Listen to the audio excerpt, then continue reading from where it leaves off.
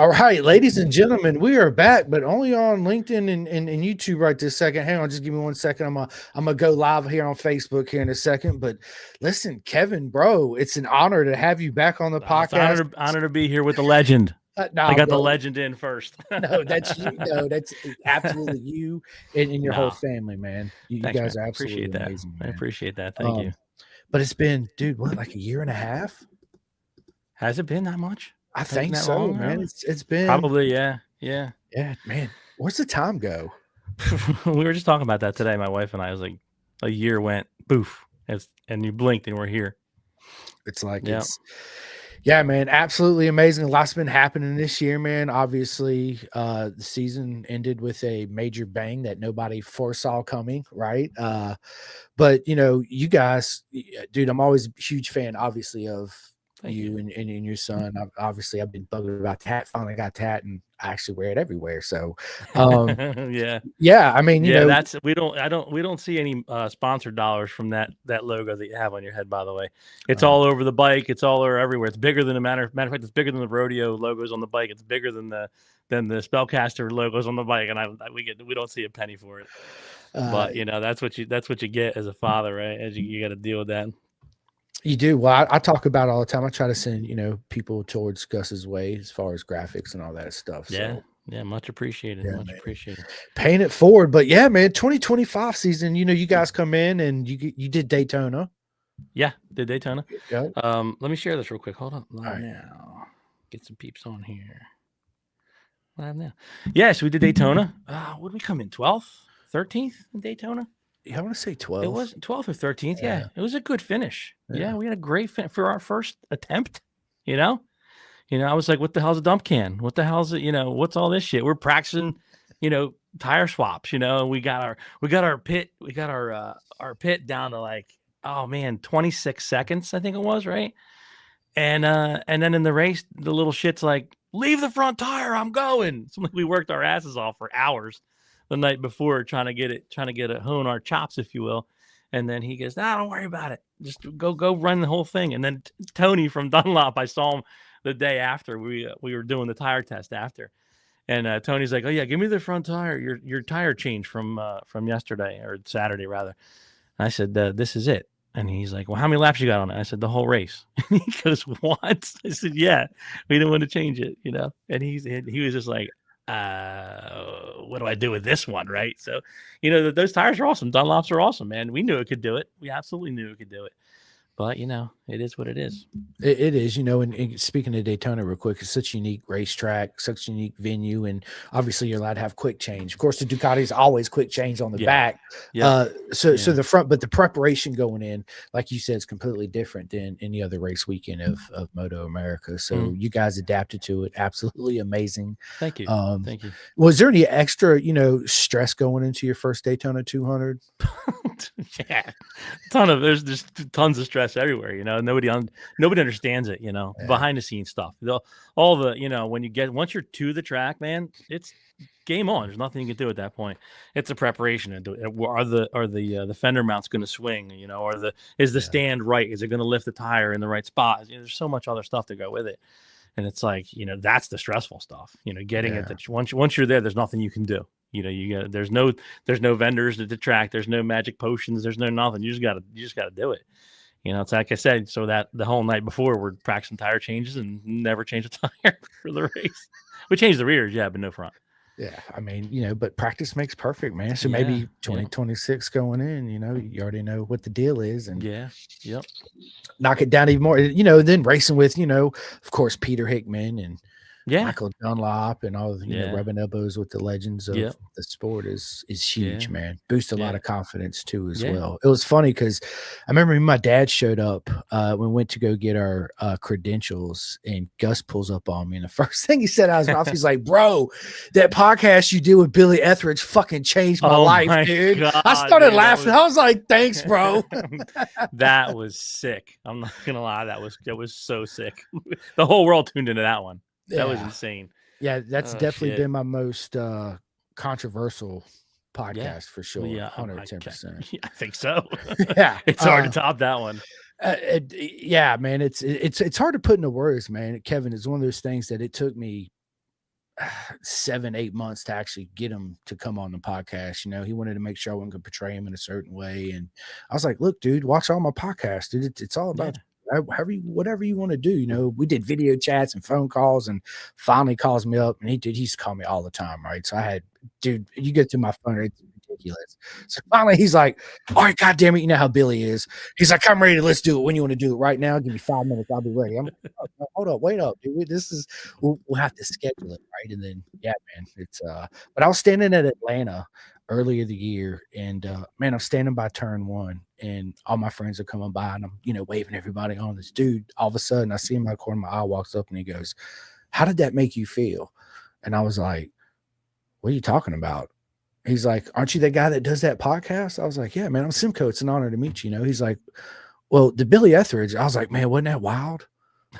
Right? Like, that was a crazy one, right? And yeah, but it's been I've got a lot of positives and definitely a lot of, you know, drawbacks from it too as well. But you know what, man?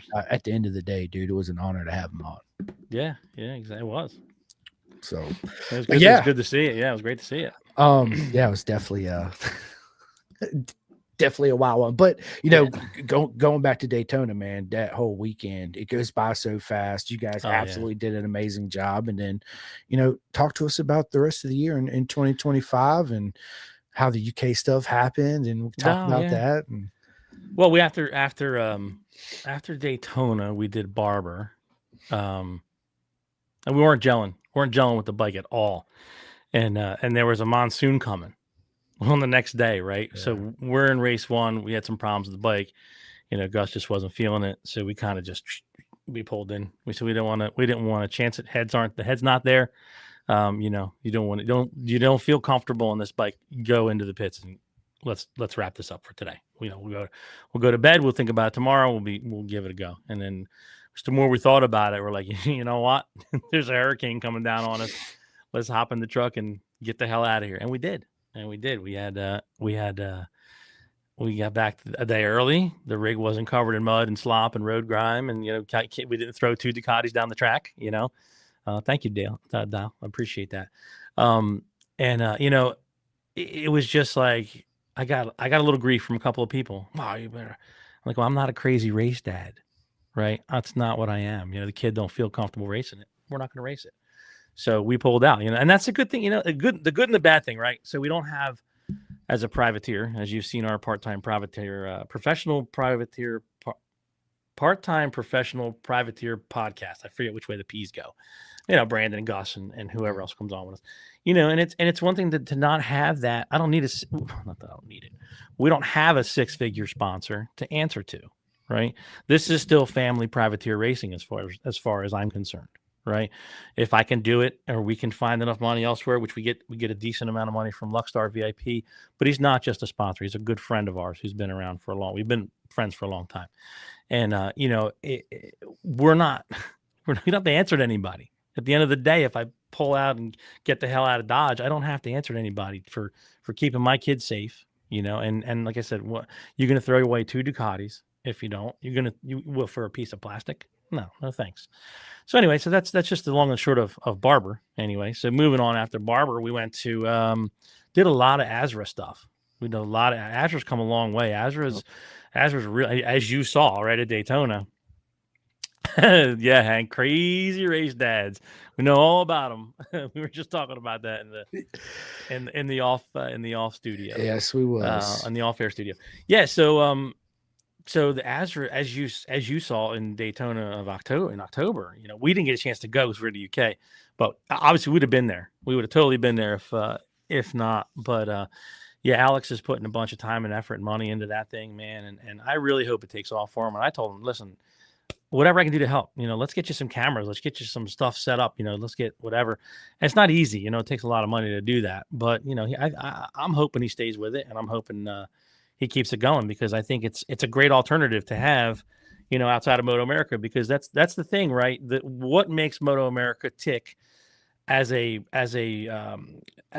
prowess in the market, right? And that's simply the production, right? They got the app, they got the cameras, I know in my industry, we can call Game Creek tomorrow, and Game Creek is their TV truck that comes out, and they supply the cameramen and the feeds and everything else. And if you've got the money, you can hire Game Creek to set up around your track and take the cameras for you. But it's a lot of money, and it's not a chance that I think Alex is ready to take yet. I'm hopeful to come soon, because it would be nice to have an alternative to Moto America, because sometimes, I don't want to talk trash all the time about Moto America, because it's not my intent, but sometimes politics can get in the way over there, but it is what it is, but I would like to see, the more, the better, if there's two organizations doing it, that'd be really cool to see that, that battle, and it would help bring more traction and more exposure to the sport. But yeah, so anyway, that's the Azra thing. So we did Azra, and then a bunch of those. We did, I'm trying to think when we did the Loudon Classic was before the UK thing.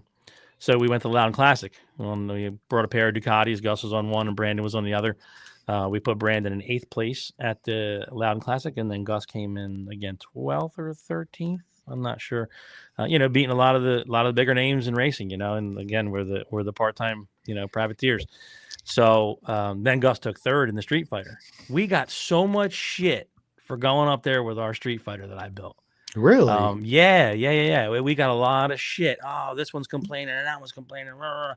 And the Warhorse guys were there. Well, they had a bike. They had a dog in the hunt, if you will. And a lot of it was coming from over there. And I'm like, what the F is the problem?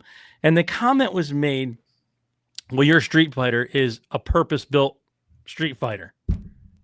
I'm like, what does that even mean? Purpose-built. Yeah, the purpose of racing. That's what the fuck it's built for, right?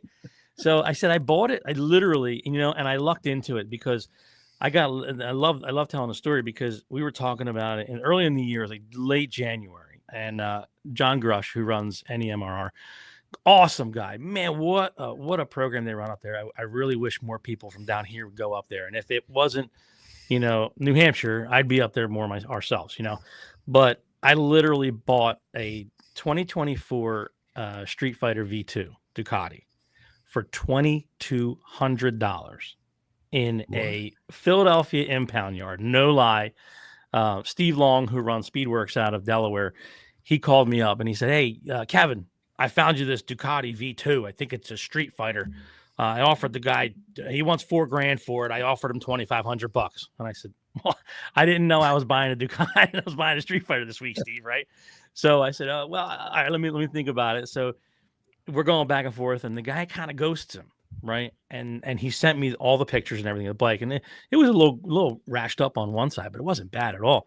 Well, for $2,500, yeah, it's a steal, right? So I don't think anything of it, because he's not calling me back, right? So I call him back later today. I said, yo, anything coming to that thing with Street Fighter? And he goes, nah, the guy ghosted me, man. I don't know what to do now. I said, all right, Steve, well, I appreciate you trying.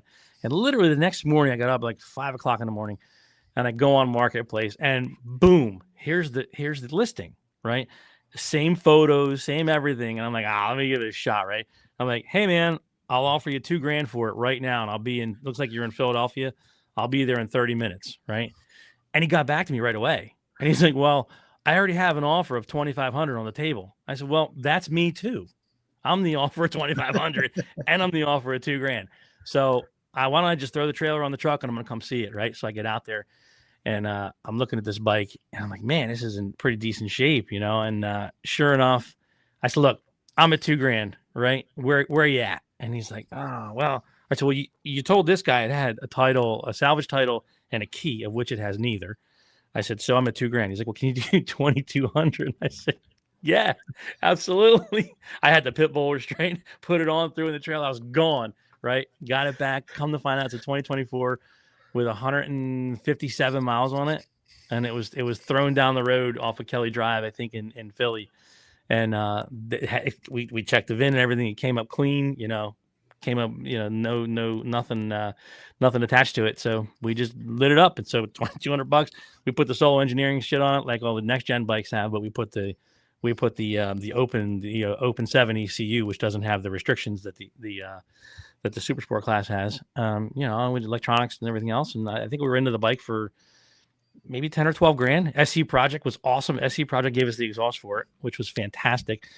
Eric Wood gave us clip-ons, rear sets for a discount, a really steep discount. And then ended up, I think I got maybe 11 or 12 grand into the bike. Loudon Classic, he puts it in third. We win 10 grand back. So we paid for the bike. Well, I only got half, actually. Gus kept the other half. So I paid for half. I paid, in theory, right? In theory, the bike got paid for that round. But no, we got money from Brandon. We got money from Gus. Because we had a deal. Like, we'll take care of everything, and you just give us half of the winnings. That's it. That's all we asked for. I even got Corey from Dunlop, took care of our tires. Man, they were so good to us at Loudon. Dunlop has just always been very good to us, and so that was great. Not how to pay for tires, that was awesome too. But yeah, so we were getting shit about it being a purpose built motorcycle. I'm like, come on, man, really? Oh yeah, your intake is wrong. I'm like, there's no intake. There's literally there's a hole in the frame behind the number plate, and you're gonna bust my balls about it. He's like, oh, it doesn't say anything about it in the rule book. I said, well, the good thing about your rule book is, unlike most rule books, it doesn't have that little caveat that a lot of rule books have that say if it isn't stated or implied, it's illegal. Well, if it's not stated or implied, it's legal up there. So it's the flip of what Moto America and I think Azra has that same little caveat in the end of it. What's up, Phil? Yeah, Phil just showed up. Yeah, Philly's awesome. Absolutely amazing. Yep, man. Yep. Yeah, so then so that was the classic, and then after the classic, we did another Azra round there. I think Azra came in, and then went to the UK for the first time to Donington Park, and man, what a facility! Holy cow! I can't even begin to just the overall vibe, right? The rider vibe is you're treated with such respect over there. They appreciate the riders, they appreciate the teams. All that stuff. They have a lot of trash cans all over the place, so you can throw trash away. There's just a lot of thought goes into everything that they do over there. And, it's definitely different. Oh, absolutely. Well, you've been there, yeah. So you're held in a higher regard than over here because they realize that they need the riders over there. What's up, Chad? So they need the riders over there. They need them, and we do here, but there's just a different vibe about how to approach that over here, as we see. The exploitation is different here. The riders are exploited much more here than they are in the UK.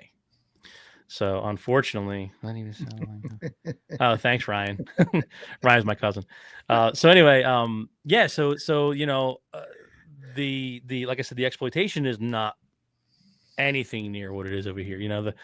The organization is they buzz around and they make sure everybody has what they need and the whole nine, and and he got up to speed at Donington, never Donington before, never on a GSX 8R. I don't know how the acronym goes. I'll just call it the 8R. Then never on Pirellis. Haven't been on Pirellis since 2018, 2017 maybe.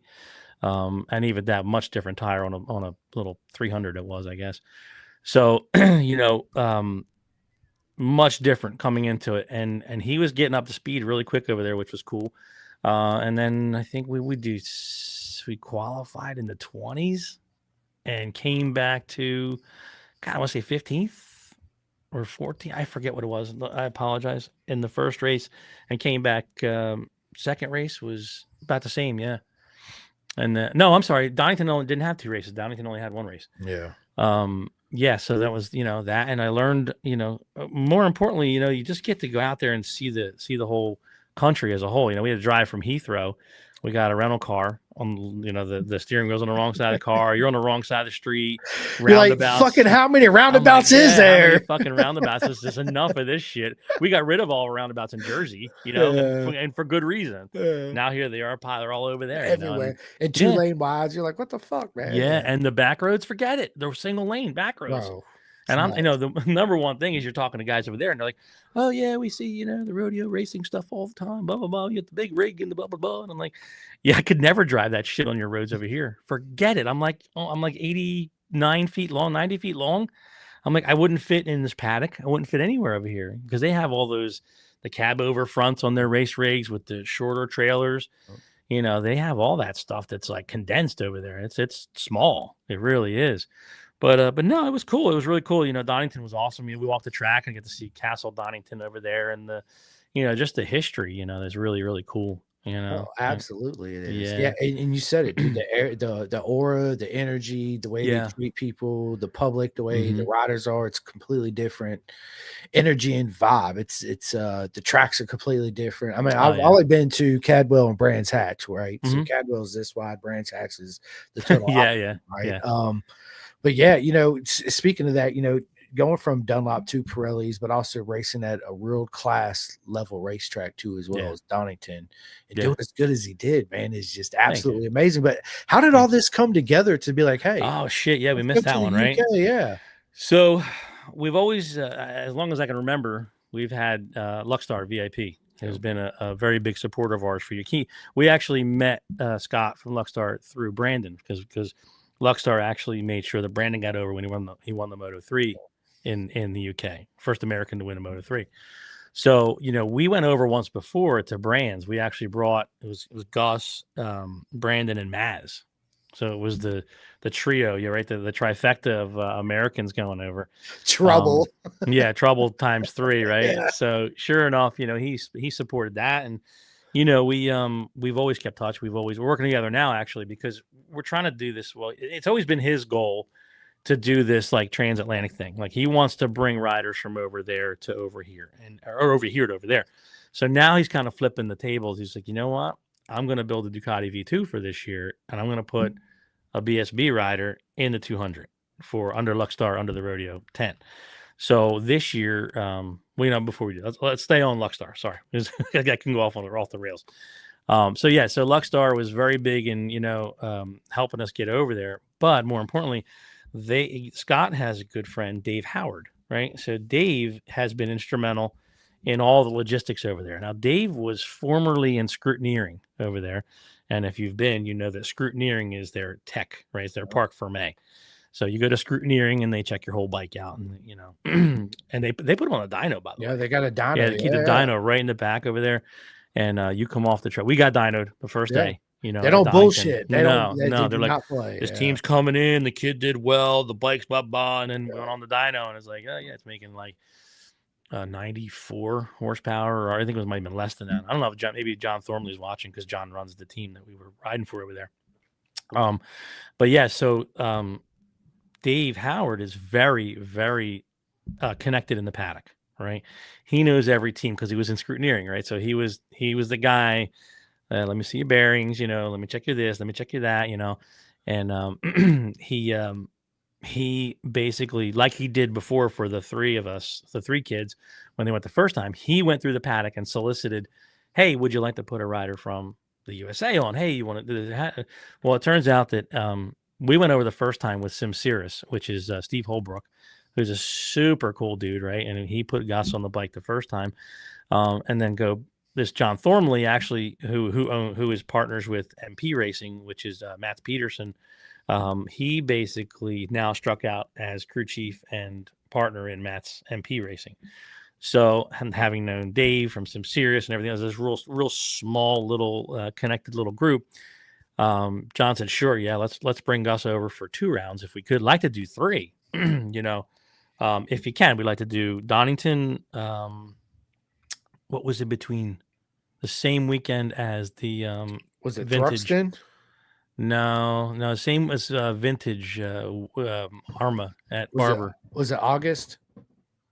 No, it was early September. It was right before Brands. But it'll come to me.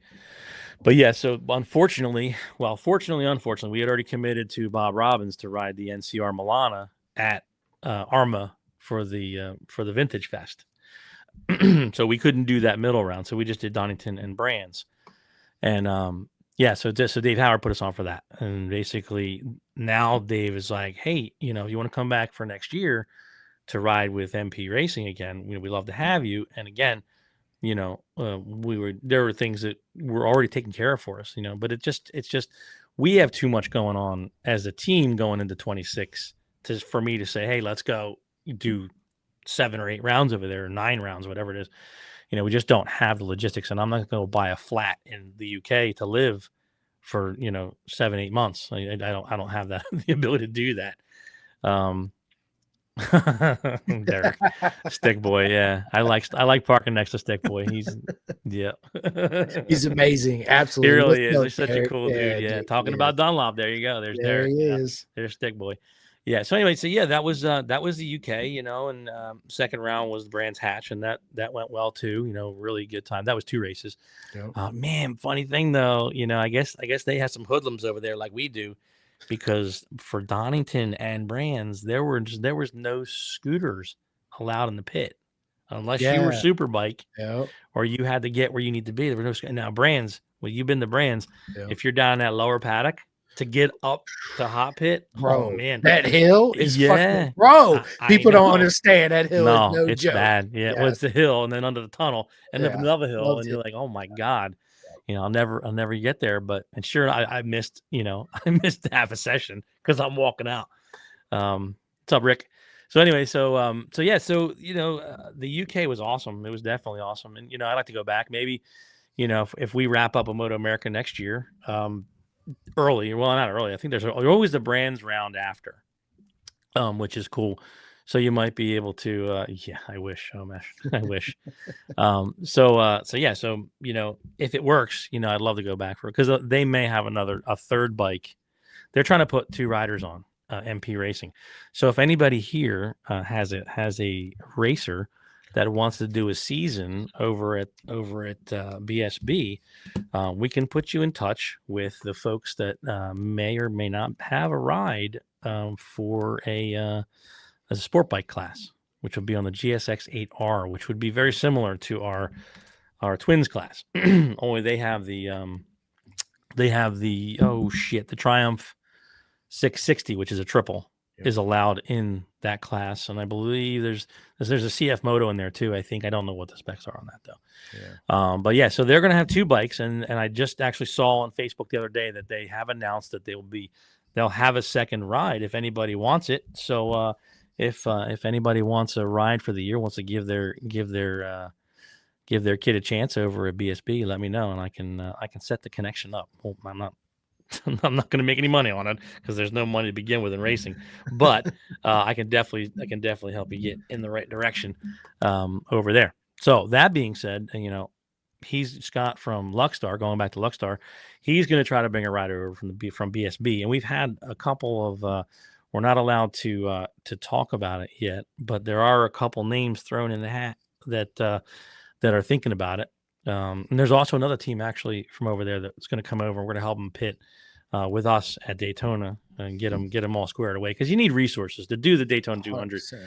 Yeah, if you don't have a decent paddock and a whole setup, everything else in the States and the connections, it's not very easy to do. So we hooked them up with a couple people here, and they're actually a Kawasaki team. So we found them a couple of bikes, and we found them, we'll help them with the pit and everything else, and they're gonna be with us as well. So it's looking like Gus will be one, and then the UK rider on the Luckstar bike will be another, and then I still have the other V2, which I haven't completely committed to it yet, but I'll probably have another Ducati V2 prepped and ready should we come to terms with a racer here in the States that wants to, or even the the BSB, if they want to come over and ride with that. That's something that we're going to entertain very, very soon. Our motors just went out to get taken apart and freshened up and everything else.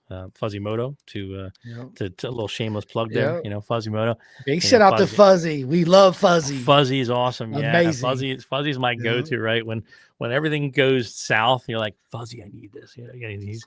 What do you need now? Yeah, he puts on this hard ass, right? He's like, I'm such a badass hard ass. And then boom, you got all the information that you need, right? So but I love that guy, man. I love him with every ounce of my being. He's always there. There. And he has a higher, what you gotta love, like, is his integrity. His integrity will not sell out. Will not sell out. He's a lot like me, a lot like me. You get these calls from this dirt bag and that dirt bag that, you can't trust them. And so you lay down this list of demands, and they yes to all, right? But then next thing you know, shit starts falling apart, and he's the first one to say, you know what? F that guy, and F that guy. I don't need it, and that's the best thing about him. It's the best thing about Fuzzy. And I share that same mentality. I'm not gonna, crumble for anybody. It's just not worth it. Not how I do. 110%. No. Yeah, but anyway, so that's the route, that we're gonna take for next year as of now. Who knows if that changes, when the motors come back and we put them through the test, and, we'll see what happens. Who knows? But do you know who the UK rider might be? I can't divulge that yet, because it's not there's nothing is set in stone yet. It's really early, it's really early. You always I did get a couple of messages on Facebook from guys over there already, that we've talked to about it. And then, Luckstar's gotten a bunch because they're over, Dave's over there. So he's beating the streets to see who wants to do it. And then I wonder if I met that Lexstar guy. I think maybe at Daytona, was he hanging out with Danny Webb and Yes. Yeah, okay. Yes. Because he had the rodeo. He's like, bro, dude. Yes. He's like, he said something about my shirt, and I was like, yeah. He's like, dude, I love your podcast. I was like, what, dude? What's your name? Yeah. He actually gave me his card, dude. Now that I think, about it. Yep. Dave Howard. Yep. Yeah, he comes every year. I make sure that he gets credentials. I make sure he gets he gets a golf cart ride to his hotel. Dude, no lie. You're not allowed outside the track with golf carts, right? No. So he's like, man, I didn't realize on the backside of the track where the paddock is so far from my hotel, which is on the other side of the track across the boulevard, 6 blocks down, right? So I'm like, come on, let's give it a shot, right? So we hopped in the golf cart. We went down, we did all, they have all the little paths inside of Daytona. And then if you go where those K-rails are, the Jersey barriers are, and you come out to that traffic light where you're not supposed to be on the other side of the traffic light, that takes you across it like, I don't know what the big convenience store is right there. We ripped across that and then boom, down that side street for 6 blocks to get to his hotel. I pulled into the portico share. I drop him off in front with his luggage out of the back of the golf cart. And then I'm like, shit, I got to get back. I was almost out of gas too, but luckily I made it back. Thank God. That would have been a mess. I'm lucky I didn't get arrested or run out of gas. Facts. They don't play down there. Them cops do not play at all. No. Omish, sometimes I think, people make this mistakes of not progressing their kids soon enough. What do you feel about that, Kevin? Not progressing soon enough? Yeah, like moving them up to the next class sooner rather than later. I've never been a fan of moving sooner than later. Right. Never, ever. That goes to the batshit crazy dad, as far as I'm concerned. Right. Because I've seen it. Seen it a million times. This year I had a guy tell me, my son wasn't really jiving with the 400, and his times at Jersey were like 35s, 36s. He's just not jiving with the 400. I'm just going to put him on an R6. And because he's going to go faster on an R6. I'm like, you can't manage the corner speed on a 400. You can't manage getting around this track, low 30s. Yeah. You think a 600 is the way to go, and your kid is, 120 pounds, 130 pounds. It's brilliant. You know what? Just go ahead and do that. And I've said it, behind closed doors. I'm like, this guy's trying to kill his kid. This one guy is trying to kill his kid. And now this guy over here is trying to kill his kid, and we've seen it so many times. And these kids aren't racing anymore. These are kids that you saw, because we've been in it since 2019, I think Gus started in the Junior Cup. And I saw so many kids. Well, first I saw, and this is going to remain nameless. First I saw a guy who ran his kid so hard in racing. It's where I got I learned everything not to do in racing from this one person. I'm not, like I said, will remain nameless for many reasons. Saw just the temper tantrums and the fighting and the nonsense and the this and move up. And then next thing you know, they're gone. They're not here no more. And I've seen it 4 or 5 times after that. Exactly, Omish. Master the bike until it's an absolute. And even then, let them ride even longer. What he's saying is, wait till they learn the bike every bit of it, every ounce of the machine, what it can do, what they can do on it, and how they jive with it, and everything else. And I think I tell the story all the time. The year that Gus won the stock 100 class in minis, he wanted to move up, and they weren't allowing the 110s because he won the 110 in the 100 class. And even though it's a lesser power machine, it's more nimble than the 100s are on those 16-inch wheels and those piece of shit battle axe tires and everything else they run on those, right? So sure enough, I said, okay, I'll find you. Exactly. I was like, you beat me to it, Omesh. So I literally found a 2003 Honda XR 100. It wasn't even a CRF 100. It was an XR 100. And I didn't change the oil. I didn't do it. I didn't put pads on it and put nothing on this thing, right? And I put it on. I even did the graphics, and the graphics said Clapper on the side, right? And he ran it, and I'm pretty sure he won the championship on it that year, right? Because that's the thing. They got to learn how to go fast on a piece of shit, right? That's what has to happen. And then they'll know what it's like to ride a piece of shit when they ride a really good race bike. You know what I mean? And that's the thing. If you can make the piece of shit go fast, you can make anything go fast. What do they say? What's in my industry, my main industry, they say only the best drummers can play on the worst kits and make them sound, top of the line. Can play on any kit. And that's just the way it is. So yeah. So let them stay on it. But yeah, don't force the kid to move up so quickly that next thing you know, you're third. Oh, well, the age limit of Superbike is 18. He just turned 18. He should be on a Superbike. No, he shouldn't. Nope. Who said? Yeah. Said who?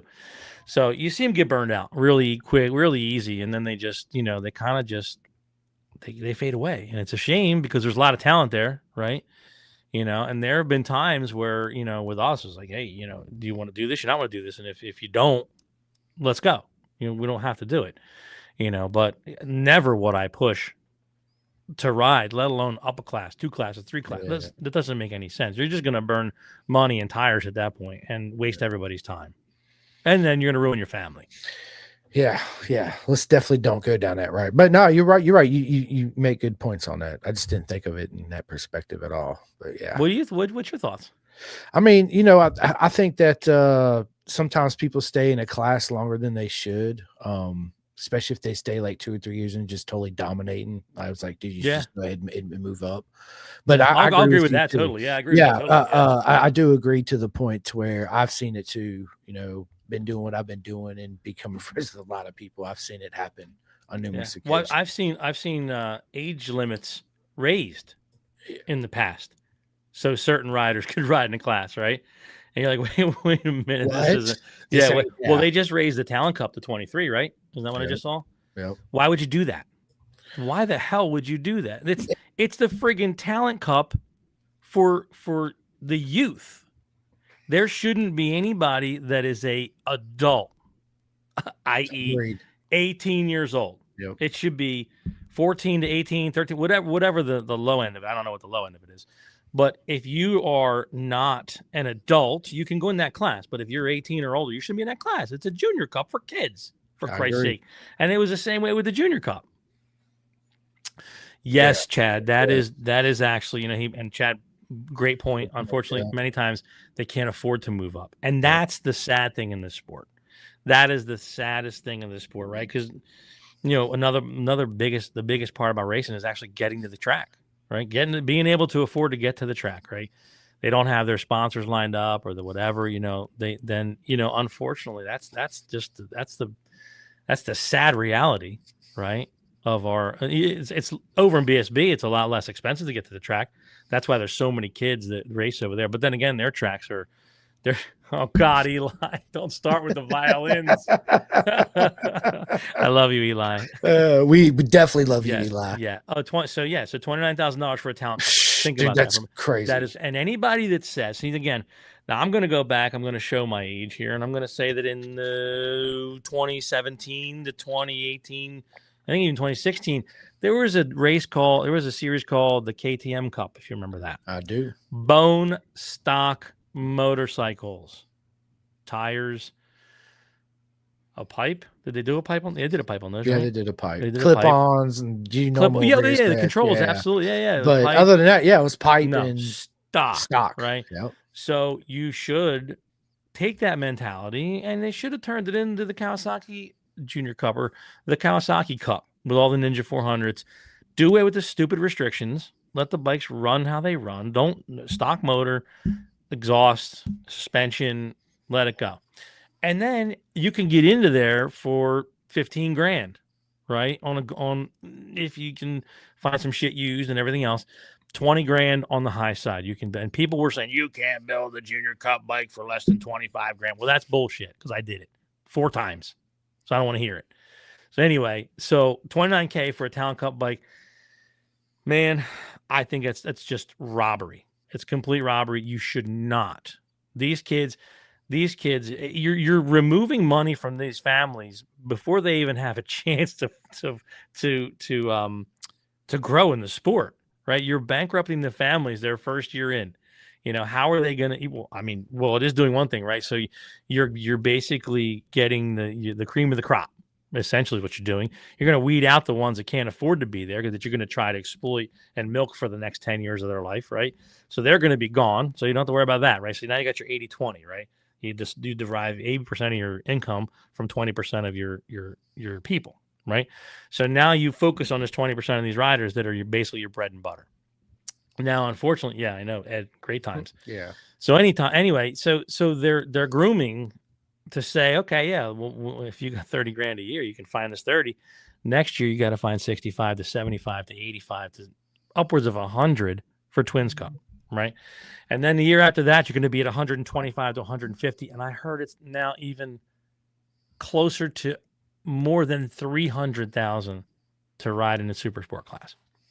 It's insane. It's absolutely insane. And again, I've got 2 Ducatis in the back. I'm going to freshen the motors up this year. I am not paying $100,000 to run these motorcycles for the year.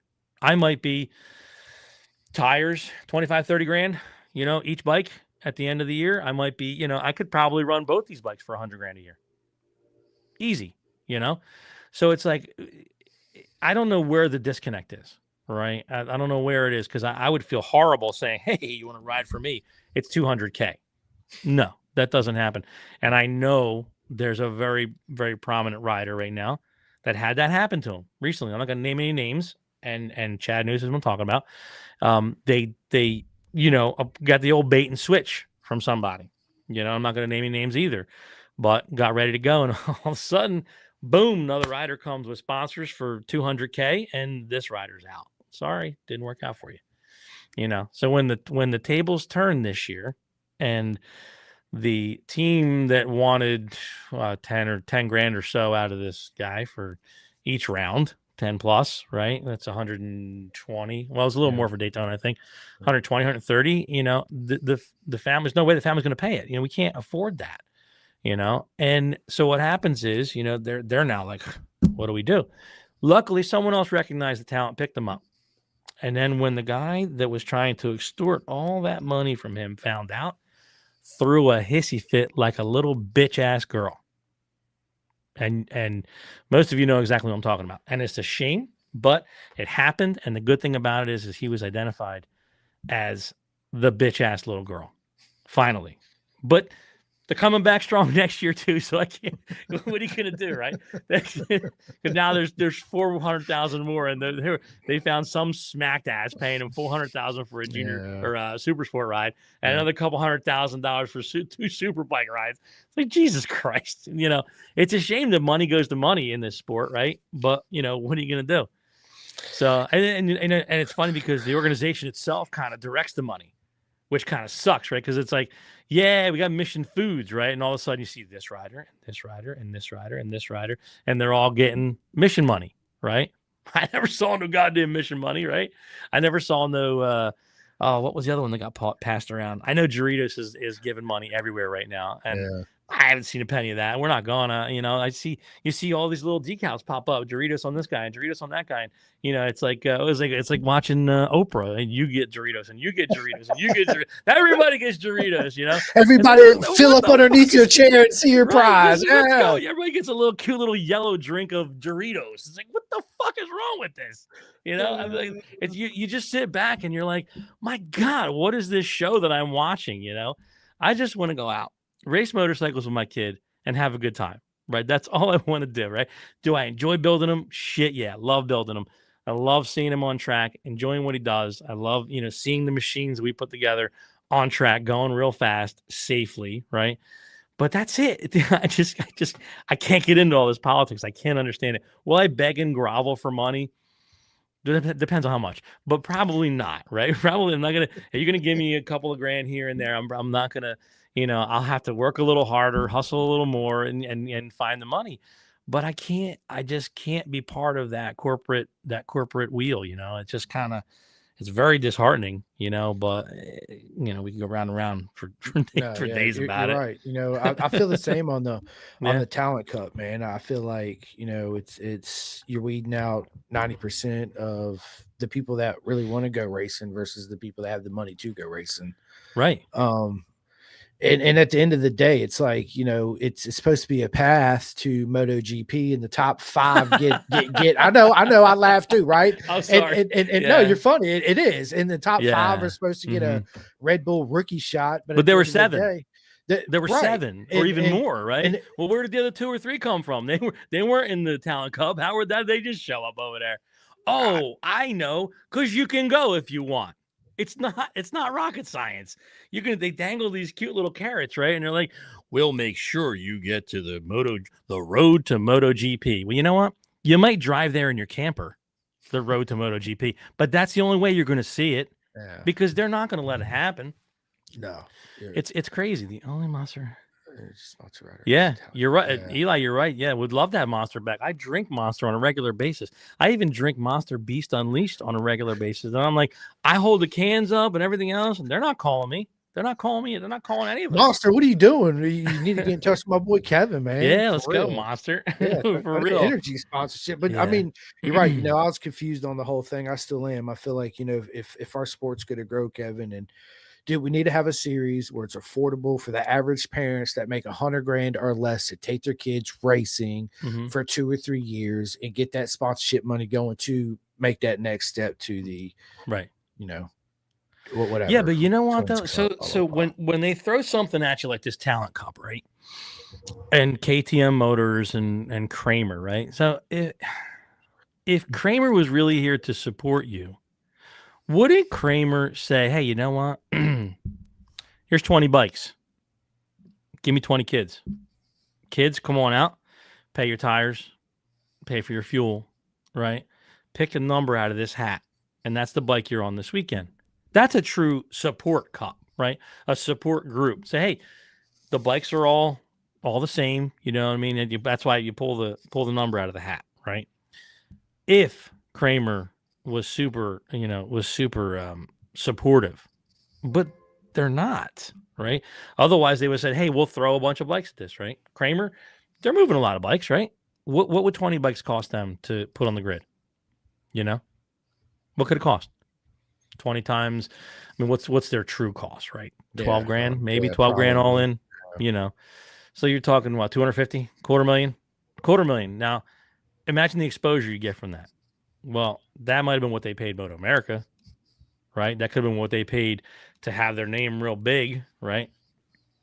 Exactly, Omesh. Exactly. Yeah. But yeah, so that would be the way to go, So you want to tell me that you're supporting and then do it, right? Don't tell me that I might have this cute little chance to go over on the road to MotoGP. If you want to build it, you make it worthwhile for me to be, or you make it worth the value, right? So I don't have to go broke trying to get to it, right? Yeah. Then your real talent can grow. That's the only way you're going to do it. You can't make it stupid expensive, like they have already. Yeah, it's ridiculous. I don't know. We'll see what happens. I hope that they find another solution in the future. I'll say that. Yeah. So Yeah. we'll see, because things are definitely getting more expensive. It's definitely not getting any cheaper. And speaking of the Moto America and the politics, that's one thing I fucking cannot stand, is the politics of any fucking thing, to be honest with you. But you being over there in BSB and being there for a couple race weekends and seeing the way they do things, what changes would you like to see them implement? Some changes from BSB over here in Moto America, and kind of implement their kind of style, the way they do things? I don't think we as Americans are ready for that. I don't think the Moto America paddock is ready for that. It's too structured, right? There's no changes. Yeah. We're not going to see any changes come out of Moto America, especially not on my suggestion. You know what I mean? Right. But, like I said, it starts from the ground up, though, right? Yeah. It starts from the ground up. So here's what you have. You pull in your camper, right? And they stage you just like you do in Moto America. Now, when it's your time to move in, you move in and you pull up to your spot in the paddock, and you talk with the people around you how you should best get set up, right? And that's the same thing our guys do over here, because Jason and Kevin in the paddock are fucking awesome guys to work with, right?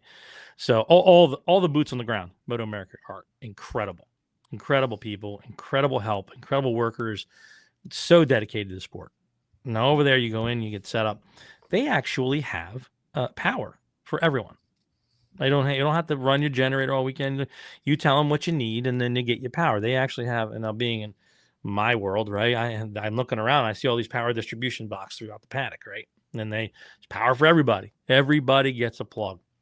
So, so that's first, and then just the overall structure. They make sure that all the super sport guys are together, and all the sport bike guys are together, and super bike guys are up in the garages. Very rarely will you see the stragglers like we have here. We have a lot of stragglers here that'll, myself included, that end up in the paddock over there. And there used to be a junior cup next to me, and then there was a super sport over here, and then there was twins over there, and it was just kind of, but again, that's it's not a huge deal, but the power situation helps with that a ton. Just the overall treatment of the teams as well is huge. I think the disconnect is there. And I think we talked about it before, and I don't believe it changed much. It was like at Coda, when there was no cable on the pit, and there was no guys are out there with canopies, but no TVs to look and see the live timing and the live feed. And I talked to one of the white shirts down there. I said, "Hey, there's no coax out here on the pit for the cable for the TVs." And he said, "Oh, go talk to that one, and hopefully they can help you." You're like, what? The buck stops with you. Yeah, you are the white shirt, and that was it. I said, "Okay, have a good day." Off I went. But it's like when if I'm at a show working, which is very similar, an outdoor concert or corporate event is very much like a Moto America show, logistics and everything else. And if somebody came to me and said, "Hey, your subwoofers on that side of the stage are all not working," I wouldn't say, "Oh, go tell that guy." I'd run up. You know what? I'm going to get right on it. Boom! I run up to the stage. I'm going to find out what's going on. Right? Not the case. So, if you could teach humility, and if you could teach appreciation for the guys on the ground like us, that would be great. That would be a great start. But I believe that's where the disconnect is, and it's a corporate thing, corporate versus boots on the ground. And over there, I talk to everybody. I'm my first time in the paddock, and I'm talking to the paddock masters, and I'm talking to this one, and I'm talking to that one, and Stuart and everybody else over there. They're great to deal with and great to talk to. Over here, unless you're getting in trouble, you're not going up to the tower and seeing anybody. Which what are you gonna do? But that's, like I said, that's the disconnect. Disconnect is in the communications and in the humility, maybe. I guess, for lack of a better word. I really don't know. Where to go with it. But again, I don't want to bash. I don't want to bash because, we're going to be there next year. Yeah. We didn't have a big showing with Moto America this year, but we had a really good time. It was nice we did other things. Like, so, knowing that it was going to be our quote unquote, developmental year, right? Developmental. We're going to take the Ducatis around and go run as many races as we can. Again, goes back to not throwing everything you have at it, right away. Do I need to go to Laguna and the Ridge for testing? Knowing that PJ's on a super bike ride, but he's in super sport. Matthew Skoll's coming down, he's in super sport. Cam Peterson's in super sport. You know, there's 3 to 4 spots that have become unattainable now. Yeah, the kid's fast, don't get me wrong, but these are super bike guys that are running in the first top 5, you know. So now I take my chances of being a top 10 to a top 15, right? Because these guys are just the elite. They got the money behind them. They got the Ray Hall money. They got, you know, Strack. Even though Peter's awesome, you know, Peter Strack is awesome. I love to see the successes that they're afforded right now. But we don't have that kind of money. We don't throw that kind of money at it. It was just we're two different animals, you know. So why would I go out to the West Coast and blow, you know, $4,500 to get the rig just to Seattle? You know, just to get the rig there, you're looking at $45,000 to $5,000. You know, so coming back is $45,000 to $5,000. You know, and then from Seattle down to Laguna, you God knows what. So you're $15,000 in just travel expenses to get out there. Now you're not working for 2-3 weeks either. You know, so what are you going to do? If you fly home in between, there's another $3,000 in flights. You know, so it's just you know, there's just the whole money aspect. So it wasn't worth it for us. So the developmental year was our route we took. So we did a lot of stuff in between. It gave us a lot of time for Gus to build his vinyl business, right, which we were working on for years. But at the same time, he had to nice. So he had to also learn, as he's learning now, you know, to be able to manage his time, right? Because I can remember, I don't know if he's watching, but he might yell at me. It's actually 6 miles to the gallon, Omesh. 6 miles to the gallon. If I'm getting 6.2 miles to the gallon, 0.2 matters a lot.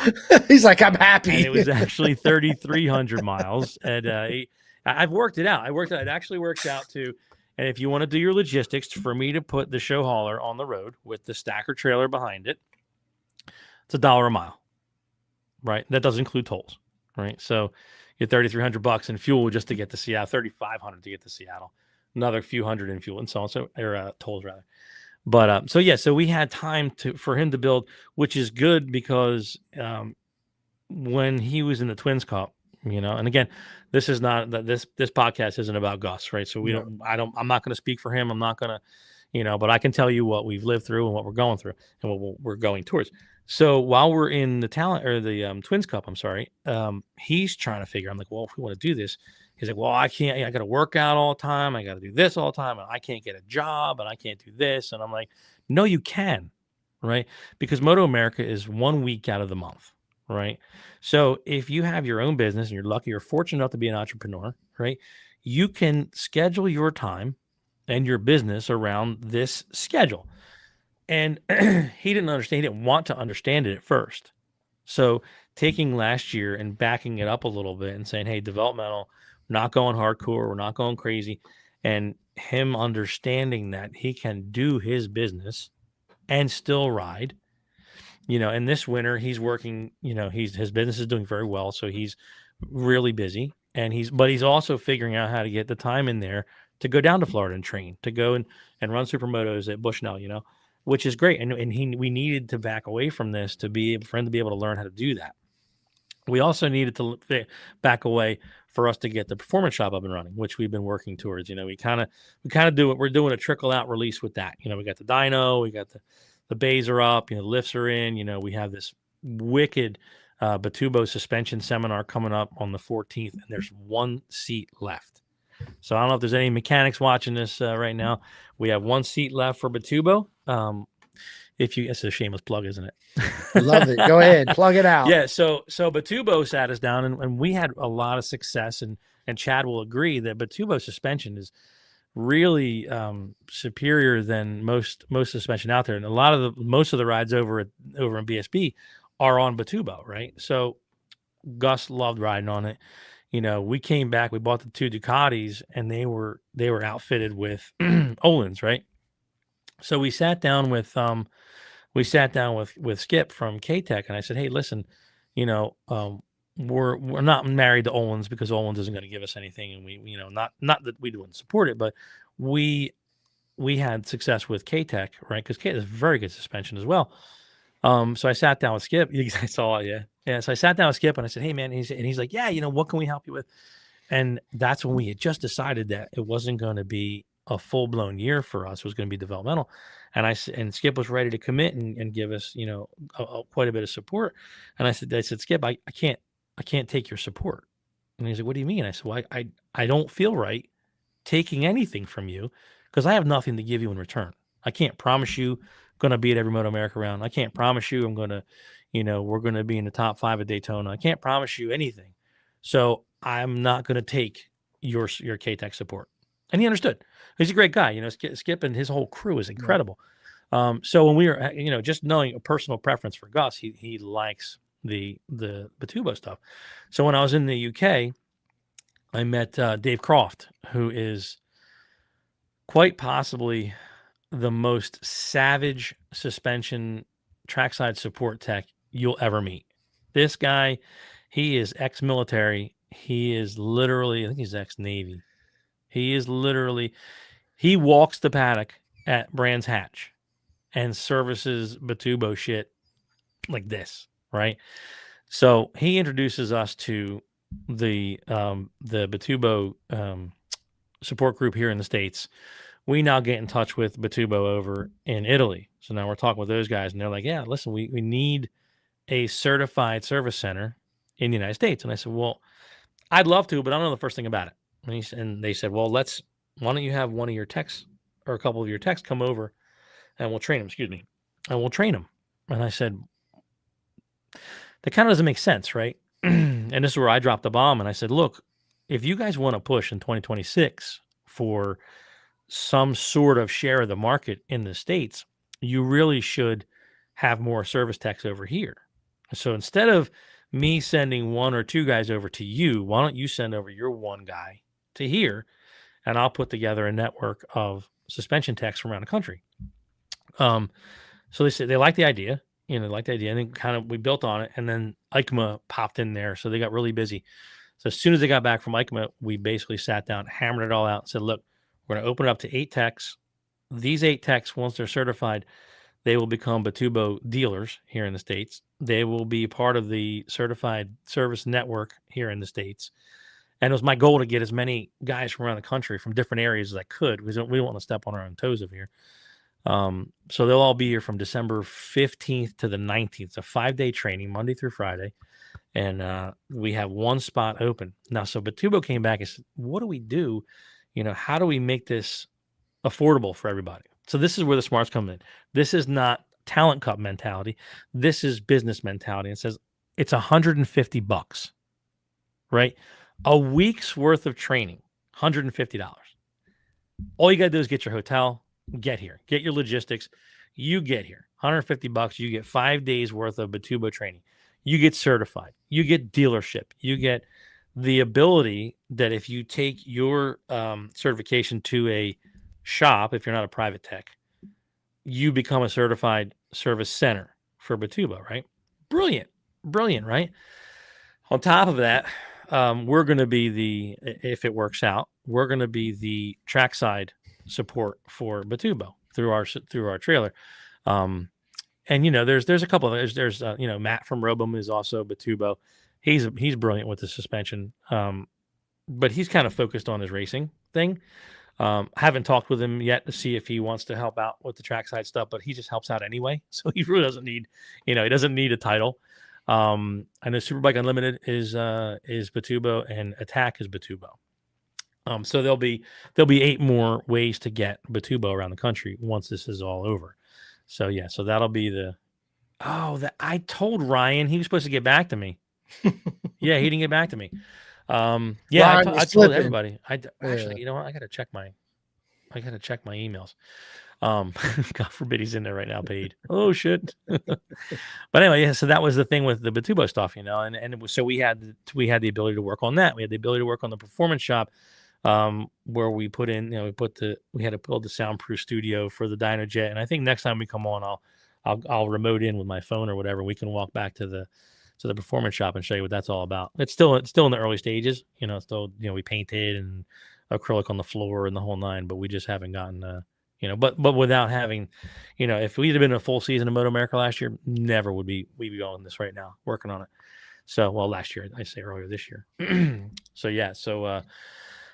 So being a developmental year, this season worked out, pretty well. Going to come back and and again, even now going into next year, we're still not like we're gonna go, balls to the wall. I don't need that mentality. Will I buy the full season entry? Maybe, only because you save quite a bit in credentials and everything else, but that's something we'll have to cross that bridge when we come to it, which is going to be in like 2 months. Early February, we'll cross that bridge. But until then, we're going to keep building, keep getting the bikes done. Getting everything in place for a season or not a season. I just have fun with it. I think you're right to step back and get your headspace right in a different area and focus on realizing you can do a full-time job in your passion, which is GRG Designs, by the way. And juggling, being that transformation from a young adulthood and realizing all this shit chaos we have as an adult, right? Yeah. And still be able to do your passion and juggle that, I think is going to make him Yep. stronger here, mental wise too, as well. Yeah, absolutely. Yeah, man. And we had, and I don't want to get dark cloud on us. It was probably, I guess it was about a year ago. My father passed away, and my father was a massive presence at the track for Gus and myself.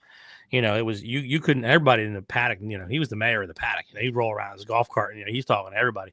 So it was weird. And I think maybe that Barbara kind of hit all of us a little bit too. We were like, just not feeling it. It's not the same. Something's not right. Something's not, whether you have a heightened sense to whatever. And again, that's why I'm saying I'm not pushing at all. If you're not feeling it, we're going to go. If your headspace ain't right, then let's get out of here. But that's just me. Yeah, no, I think it's a great approach, man. And earlier you said something about getting you BSB riders over here and us over there, man. I think it's great for the sport, man, because it opens up doors and windows. Just for, I think, me personally, I feel like we're all under the same beautiful circus, but I think we're divided too as well, if that makes sense. Yeah, absolutely. Right? Yeah. So until we can find everybody come together, because we're just a small Indian tribe, right? There should be no fighting amongst each other. Not just, I'm talking about between here and BSB and WSBK and all that, right? I think if we found that, I don't want to say common ground, but yeah, common ground amongst everybody and made the rules evenly across all the planes and just, made that change instead of the utter shitstorm it is now. Let's just be honest. It is. It is a shitstorm. You're you know right. What I mean? Yep. So, I mean, I'm not talking bad, dude. I love my no, same, dude. They're freaking awesome. Everybody works there. I freaking love every single one of you guys. Oh, dude, they're for real. But yeah, it's just the whole political side of shit that's just fucking yeah, man, dude. I would love to see you guys over there in BSB for a full season, kicking ass. That's what we need. Sorry, had to mute the mic. Got something in my throat. Yeah, no, it was cool, and again, can't commit to it. Love to, we were talking about it. We were over there, let's do another season. And we're like, I'd love to, but maybe 2027. Yeah. I mean, basically though, what do you do? What do you do as a team owner? So, hey, I got these 2 Ducatis and let them sit for the summer or sit for the season. You can't. No, rent them out for the season next year to another team. Yeah, rent them out and they come back in a million pieces. Yeah, right. You're like, what? This ain't the same bike I rented. It says Yamaha on it. What happened? This ain't my $2,500 Ducati. Yeah, for real. Dude, that's awesome. I want to talk about the Azure Daytona experience real quick, man. That was absolutely amazing. Dude, I got to do some commentating there, over the weekend, which was, different. I was hoping you guys were going to be there. I was bummed out when you guys didn't show up. I was like, shit, dude. That's the first time we haven't made the October Daytona in a while. It was the first time I made it, and you guys don't show up. Boo! No. But yeah, dude, it was good to see Danny Webb back out there, Gary Johnson back out there, preparing for the season, and it speaks volumes. And I was talking to a buddy of mine about, historical tracks. Everybody talks about Laguna Seca. For me, it's always been the Daytona 200. It's the only track really where everybody in the world wants to come and race is the 200, right? Yeah. Yeah, Gus has the record at Daytona and the record at Laguna. Some both places. Gus is a legend, man, for sure. You're right. This podcast is definitely not about your boy Gus, but one thing I will say that I appreciate more than anything about your boy Gus, man, is his energy towards people, his kindness, and the way he always talks to everybody. You know, even when things are not going his way, he's having a bad weekend or whatever, he always puts on that smile and that good energy and goes out there and do you know why that is? And I love it, man. Do you know why that is? Because he treats me like shit. That's why. Okay. Come on, Gus. I'm gonna throw that out there, right? But it's in, you know, it is what it is. Yeah. It's father-son relationship, right? So, and I remember one time I asked him, I said, why do you treat me like shit? And he goes, well, when you talk to other people, what do they say about me? Do they say that I'm like, you know, I treat them like shit or I disrespect them? I'm like, no, everybody says you're a goddamn angel and you're super respectful and you're super appreciative and you're super everything. And he goes, well, if I talk to you like that, I can't talk to them like that. He's like, I guess I need an outlet, right? For my sarcasm and for my ball busting. Yeah, you're right, Alex. He's a hoot. He really is a hoot. Yeah, he is. That's hilarious. But, you know, speaking back of you guys taking a learning year, a developmental year, that's going back to the grassroots of racing. Yeah. Doing the club racing, right? Taking it back to where it all started. We never left though. Well, I know, but we always support Azra. We're always absolutely, focus, right? You know, that's the days that you have fun. You're like, you know, you go to the track and you have a good time, you know, and you're not changing tires for every session, and you're not, you know, going crazy if the bike doesn't perform. You know, you're not worried about the camera shot being in the right, you know, and it's just, and we had a lot more fun going to these, you know, Jersey, hometown, 35 minutes from the house, you know, you're going and you're chilling out, and yeah, you get up early, you do the tech and everything else, and then it's just the day rolls, you know. Do you need a tire? I don't really know I need a tire, you know. One of those, Moto America, every tire, every round, tires, every class, every session, new tires, new this, new that, you know, go get more fuel, blah, blah, blah, you know. But for some reason, the day, when you're at Moto America, the day is just it's so crazy. And you really don't do a lot. Like, that's what I don't understand. Like, we leave there so frazzled sometimes. And it's like, when we were with Azra, when it was CCS still, you know, we were doing the 400s. Me and Joe Lamondre, Big Joe, go way back, right?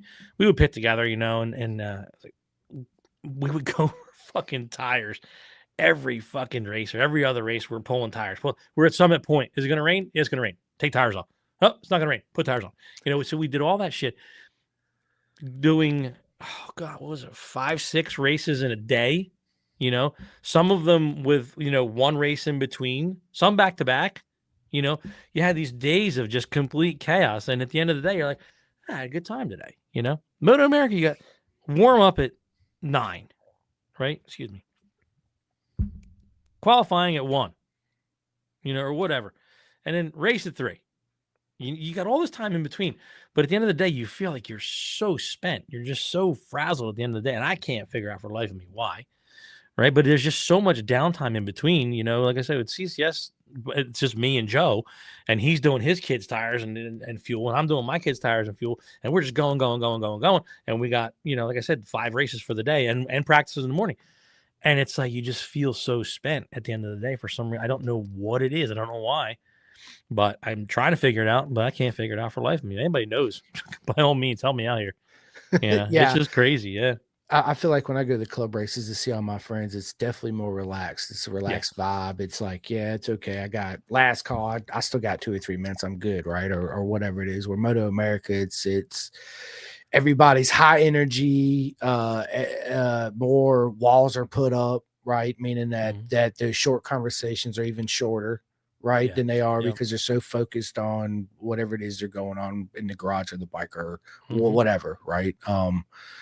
And when I go to the club races, it's like I don't want to say I get more of your true self. Everybody there is a lot more relaxed, so they're a lot more open. I'll say that, right? And a lot more smiles you see, right? Walking through the paddock versus Moto America, there's not too many smiles going on. Yeah. But I mean, I'm always smiling Moto America. You know, I try not to let it get to me, you know, but like I said, at the end of the day, you're just like, yeah, you know, you're just floored. You know, you're just like, oh, what did I do today?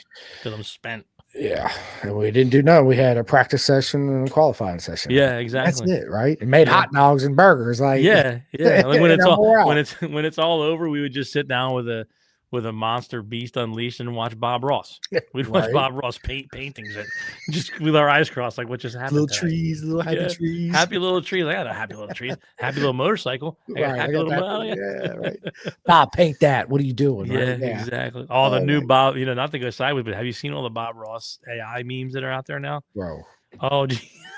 They're hilarious, man. Just like the AI music, like a buddy of mine sent me was it a 50 Cent song in jazz or whatever? I was like, bro, this shit is awesome. Oh, He's yeah, like, dude, it's yeah. AI. I was like, shut up.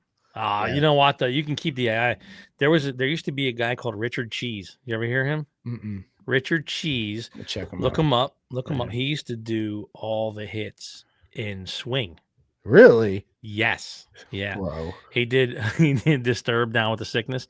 It was in the movie what's that movie? Dawn of the Dead? Okay. In the mall, yeah, Dawn of the Dead. Yeah. Down with the Sickness in jazz swing. And it was fantastic. Love it. Look him up. He's a trip. I will. Yeah, it's hilarious. That's freaking awesome, man. Yeah, but anyway, dude, I got a little sidetracked there. No, you're good, man. Dude, you're right. 2025 went by so fast. 2026 is fast approaching, and it's like Daytona's going to be here before we know it, right? Yeah. It's insane. And the BSB, man, all that. And then, real quick, man, what about, I told you earlier, what do you think about Cam Bobier going to Ducati Warhorse this season, right? With man, I like Cam. I love his dad. Dude, I had Jeff on. Dude. Jeff is awesome. Yeah. So you're just like, Cam is just such a soft-spoken pro, right? Yes. And I feel like he's getting thrown into the lion's den with that over there. Like I could see Josh, right? Because Josh, I like Josh. I've always liked Josh. I remember the first time we went ride at the Heron compound. We used to ride there a few times a year with their Frostbite series, right? Yep. And Josh was there. He's cool, but he's a little more edgy. He can dish it back. He can dish it out, right? Yeah. Don't know that Cam is I don't know, unless the structure has changed over there. I just see Cam getting taken advantage of by the powers that be. The power that bees. Yeah. There's one dude over there that I don't get along with. And I just see and the one dude that I don't get along with is probably the reason why Josh isn't there anymore. He's the reason why Alessandro never went there. He's the reason why we parted ways years ago. Well, not years ago. When our twins program went belly up, not belly up, but it went sideways because his approach is just whacked. I can't think of any better word. He is self-absorbed. He is arrogant. He is just, at the end of every year, you hear people talk about what an a-hole this guy is, and I can't stand him, and nobody likes him, blah, blah, blah. And it goes all the way up. Everybody talks about, we don't like this guy. And yet he comes back next year with more money than the previous. And God bless him, I guess. I don't know. But I just see Cam, the Cam thing, I hope, that Cam doesn't get taken advantage of. Right? That's what I hope. And poor Ben Smith, man, is he coming into the lion's den as well. He is, I don't know. I know it's great, right? You get the Warhorse name behind it. And I'll probably get, in trouble for talking about this like I'm talking about it, like I always do. Not really in trouble, but, they kind of turn their nose up at me, but I really don't give a shit. Yeah. And I can't. We both don't. It's funny because I can't talk to Faraci. I talk to Faraci, but I can't talk to Faraci. Yeah. It's funny. And but no, and seeing Flow for Law, they came in, they must have put a bunch of money into Ben's program. And it's great for Ben. It really is. I just hope that they get their money's worth. That's the thing, right? Are they going to get their money's worth? And then there's the other half of that, of that team, right? That's hosting 2 Super Sport rides this year, right? Isn't it 2? Well, I don't know. Cam Peterson's not doing Super Sport, is he? No, I think he's just doing baggers. So. He's just doing baggers. So then you got Riston Grigg is on the Super Sport. You got Riston, yeah. Yeah, that's a whole nother animal too. They a lot of money went into that too. And it's like, God damn, again, these are the big dollar rides. And it's like, I hope you're all going to get your money worth, because a little funny story. We were at Road Atlanta. Was it Road Atlanta? The hot pit, the trucks are right against the fence of hot pit. I think it's Road Atlanta. It's either Road America or Road Atlanta. Down the hill. They're both down the hill into the paddock, right? I'm not sure which one it is, but I know that I was walking behind hot pit rather. And the truck was there with the horse on it. And the driver was pulling a decal off, one of the sponsored decals, right? And I go, oh, who'd he piss off this week? Which sponsor did he piss off this week? And the driver turned to me and he goes, which sponsor didn't he piss off this week? And I went, whoa, and it was funny because, the irony is there, man. It's like, how does that money come in? I don't understand. I don't understand where the money comes from, But yeah, I mean, like I said, I hope Cam does well. But the one thing that kind of what rubs me the wrong way, and I don't. Please don't take offense to this, right? But today, you're doing really well on the BMW, right? You get this ride, all of a sudden the Ducati is a superior machine, right?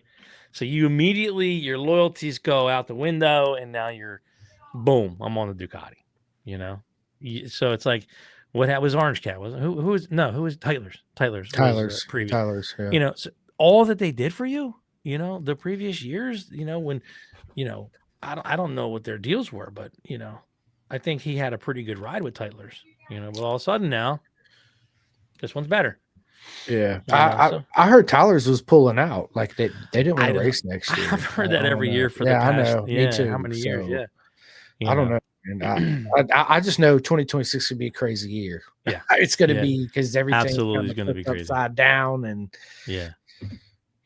oh yeah, markets moved and riders changed spots that we didn't see coming. Some of them we did, some of them we didn't. So it's going to be, dude. I'm happy for DeMario being teammates. Absolutely, with Aaron. I think. Yep. He's that's a cool ride for sure. That's a cool ride. Yeah, it is. And Kayla's going to be with Ray Hall too, I think, again. Yeah. Oh yeah, her and PJ. Her and PJ got renewed, and then they brought on Alessandro. Yeah, that's right. Because then Corey's not racing. No, he's the Arch bike. Yeah, he's doing the. Arch bike he's doing the Arch. Yeah. Alex said they folded. Yeah, I mean that's what I keep hearing, Alex. Who did Arch? No. Tyler's. Yeah, Tyler's. Okay. Yeah. No, Arch ain't going nowhere. No, they don't have to. They're no, good. They don't. No, Keanu just stroke a check. But it's good for our sport to have. Absolutely, yeah. The exposure is fantastic. Right. Yeah. Hopefully, don't bring Hollywood sponsorships into our sport, right? Imagine that. Don't count on that. Don't count on that. Moto America be like, I'll take that. I'll take that. I'll take that one. I'll take all of that. Give it to me. They tried actually. I had words with their marketing department a couple of years ago. We had a sponsor come on.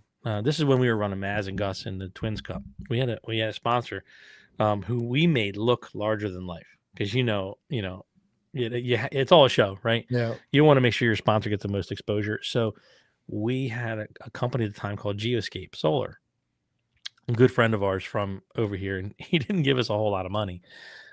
He gave a good amount to just Maz as the rider, but didn't give the team a whole bunch of money. And I don't mean that in a bad way. It just didn't work out that way. We didn't structure it that way.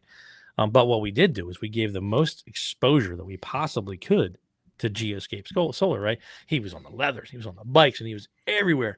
And I got a call one day, and I said, "Hey, Kevin, we might have talked about this before, actually. Who's this Geoscape Solar sponsor that you guys pulled on board? Could you introduce us to him?" And I'm like, "You're fucking high. Why would I do that? What are you, out of your goddamn minds? I'm going to introduce one of our it looked like our title sponsor, right? Yeah. Even though it really wasn't our title sponsor, They were like, "Yeah, introduce us." I'm like, "Yeah, you'll get right on that. Forget it." Hang on. Mind. So yeah, but it was funny because they got there's one inside source over there. It's like, I can't believe they would do that. Who in their right mind would think it's a good idea to ask you for your sponsor's info so they're gonna basically go poach his ass. They're gonna poach your sponsor. I'm like, exactly. Thank you. Thank you for not making me think I'm crazy, you know. But it's like, yeah, there's no, dude, you can't make this shit up half the time. You really can't. Nah, man, you can't. Absolutely not. You can't. But Uh-uh. yeah, and then yeah, dude, yeah, I don't know what else to say, man. It's been you know, your guys' season started off absolutely amazing and strong. I know you guys killed it in the Azure races as Gus always does when he shows up. You know, Yeah, he does killing well. it every weekend. And I know him and Posh still be hooning around all the time on the well, one thing I did want to talk about too, real quick, is Yeah, the go ahead. RC track, man. Let's talk about the Oh, RC track. Yeah. Yeah. So yeah, I mean, I don't know if I haven't really been pushing it that much. I mean, I probably should push it more, but it's really not my endeavor. I mean, I own the building, but yeah, there is that badass. It's a badass indoor RC track that we just that just got finished. In our the opening day was Saturday. Man, it was freaking packed. You know, this guy, his name's Tom Petrella. He owned Rhythm RC Raceway, and it was here in town, and it was in the basement of another catering hall. Believe it or not, a country club, golf course, banquet hall. Old. It's been in the town for a while. I don't know, they were crazy busy, but he had this small. It was like maybe 2,400 square feet. It wasn't really big, you know. And they had a fire, so they were in the basement, and they didn't get burned, but it got flooded from all the water, and then the whole building above was basically burned, so they couldn't go back. So I didn't know him, you know, and I had never even I didn't even know that the track was there. So my wife, we had reached out to the catering hall and said, hey, look, you know, if you have any brides or whatever have been displaced, why don't you you know, send them our way? We'll help them out to get them, you know, on the bridal tour, if you will. Get a new venue for them and want to come to have your wedding at our place, right? So come to find out, my wife sees this post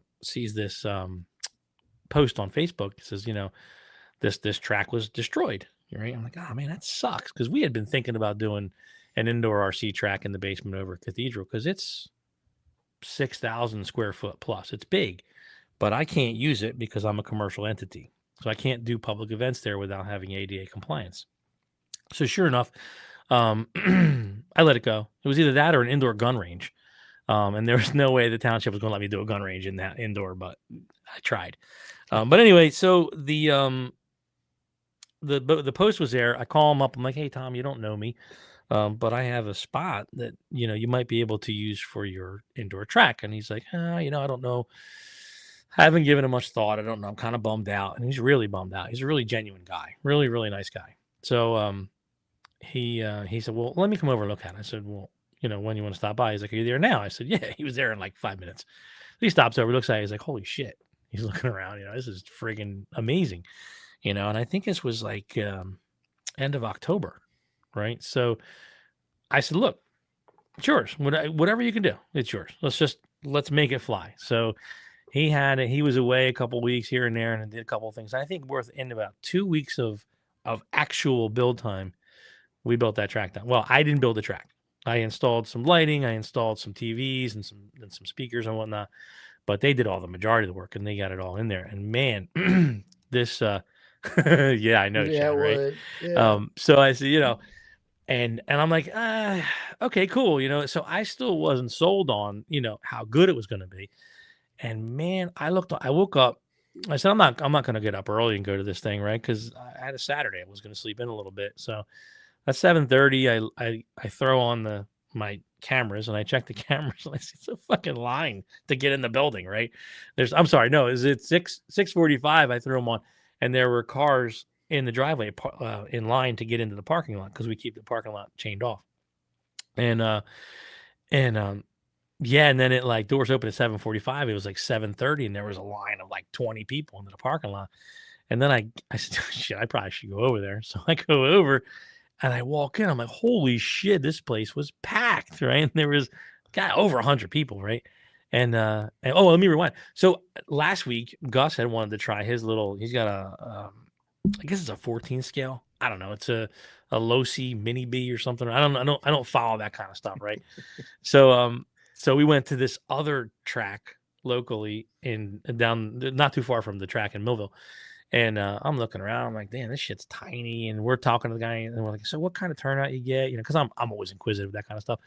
And he's like, well, we usually get like 5 or 6 people to come in on the blah, blah, blah. We race and, I'm like, oh, okay. And then I wake up on Saturday and there's friggin' 100 people in the place, right? So I get there and it's packed. It's totally packed. And I got another buddy of mine who's cooking and he's making smash burgers and breakfast sandwiches. And then the announcement comes, or he comes over and he tells me, we literally we have 73 racers that are racing today. 73. Might have even been 75 by the end of the day or whatever. And he said, yeah, and they're all, and more than half are running 2 classes, right? So there were like 130 entries and 70 plus actual racers, right? And the pits, he had built 40 pit stations, right? You take the 4x8 table and you divide it in 4, and this is all new to me. It's all totally new to me. So he did that. Those were full. He's opened up the storage room. They're in there.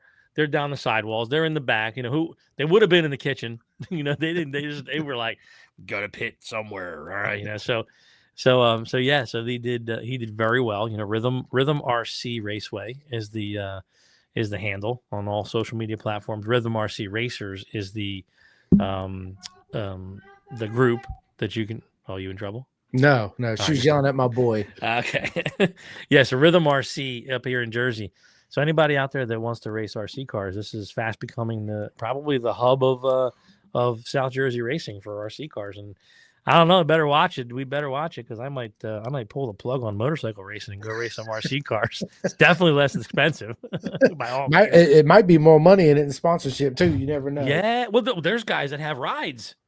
Who's got a fully sponsored ride for RC cars? I'm like, what the hell does that even mean? I don't understand. Like, oh yeah, you got $140 tire bill.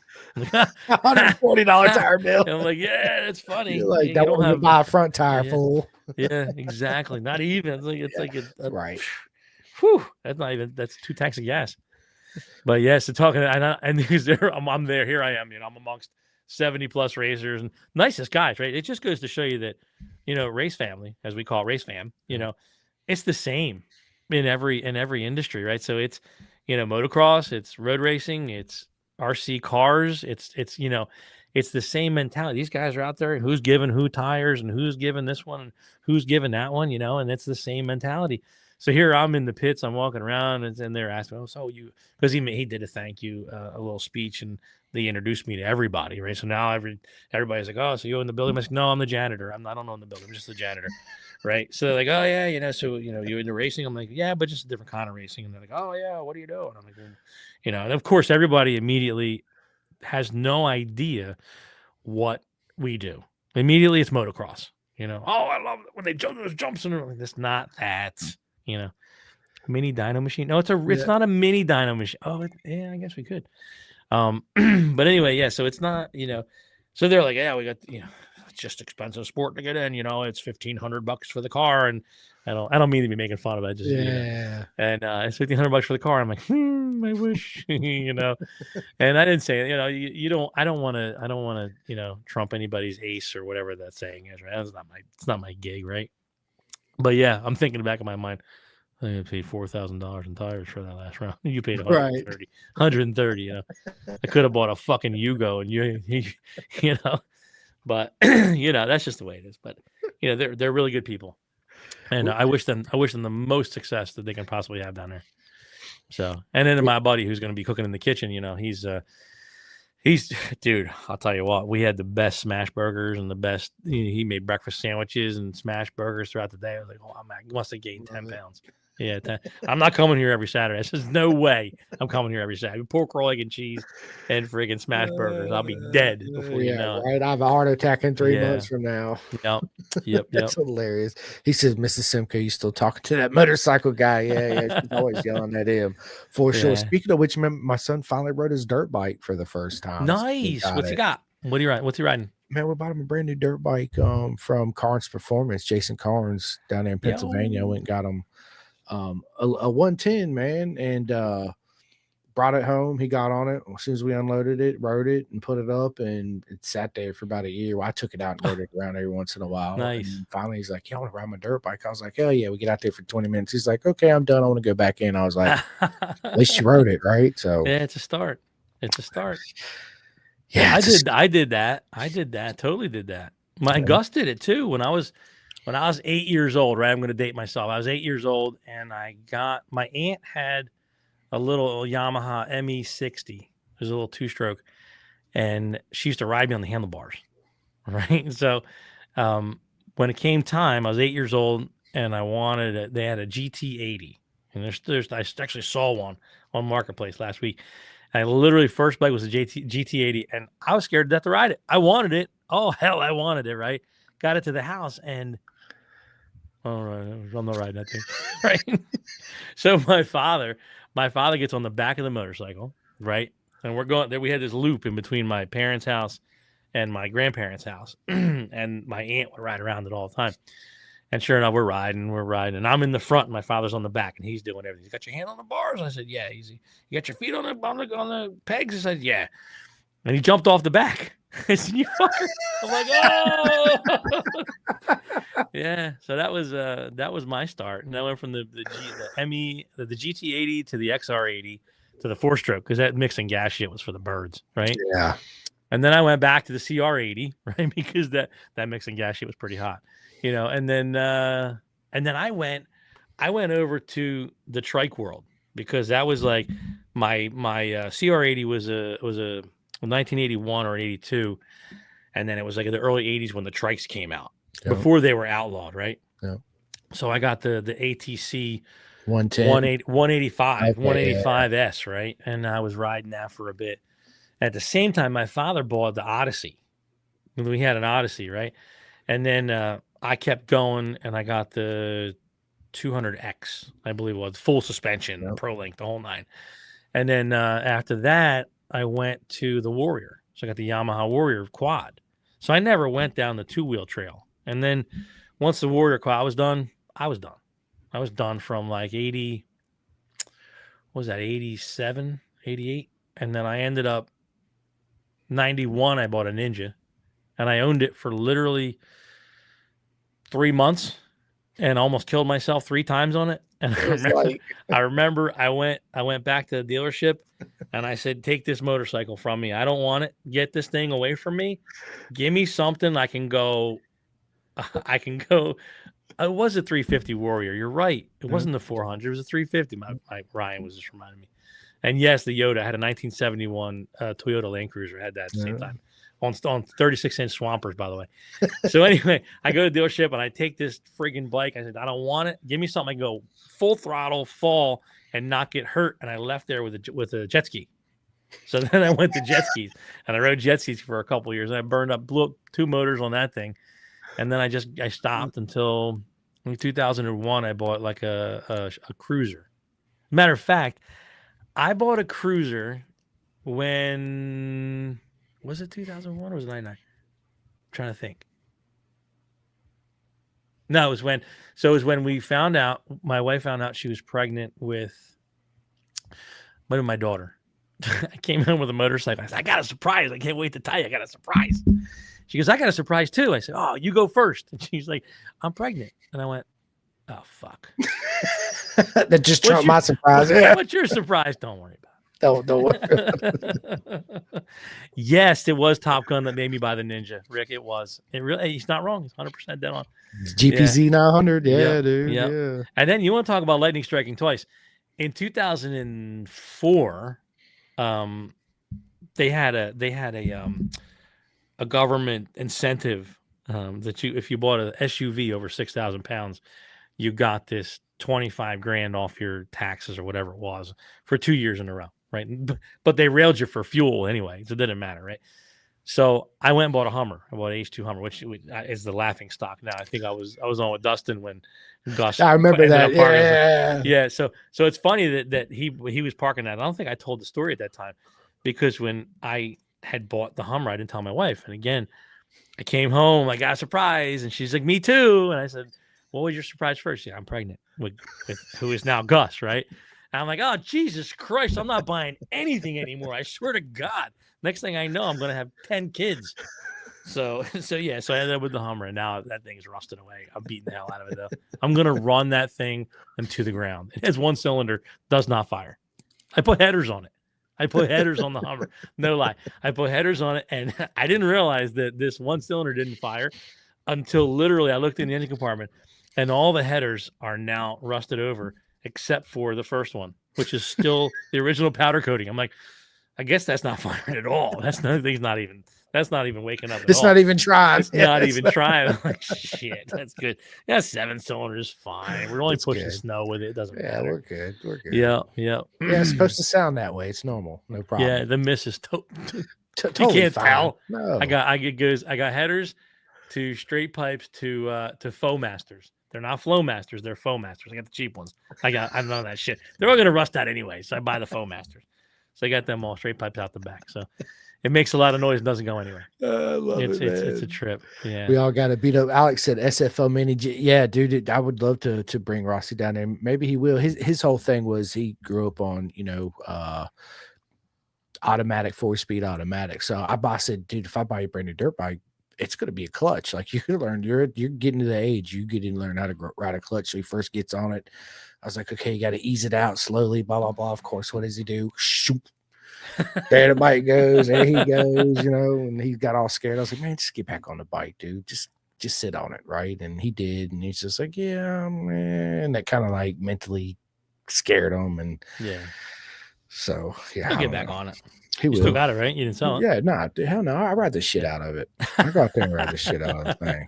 It's funny though, man, because I had, I've been trying to still recover my wrist from my wrist surgery. And I got out there for about 30 minutes the other day and came back in. My wrist is barking pretty good. So, slowly but surely it'll be back. I'll be back. There. Yeah, dude. It's I put a smile on my face to see my boy out there riding again. I was like, yes, let's go. So nice. Cool. I'm gonna try to bring him to Daytona with us this year. Yeah, do that.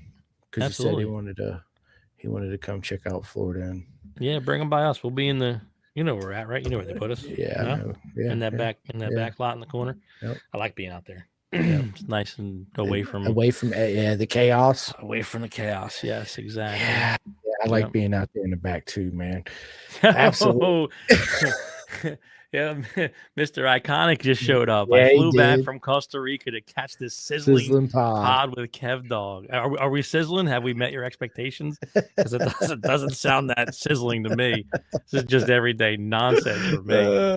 Love it, man. What is up, AJ, man? Yeah. It's funny, man. Every time I go to Moto America, I never formally met AJ yet, man. Really? No, not yet. Yeah, such a good dude. Yep.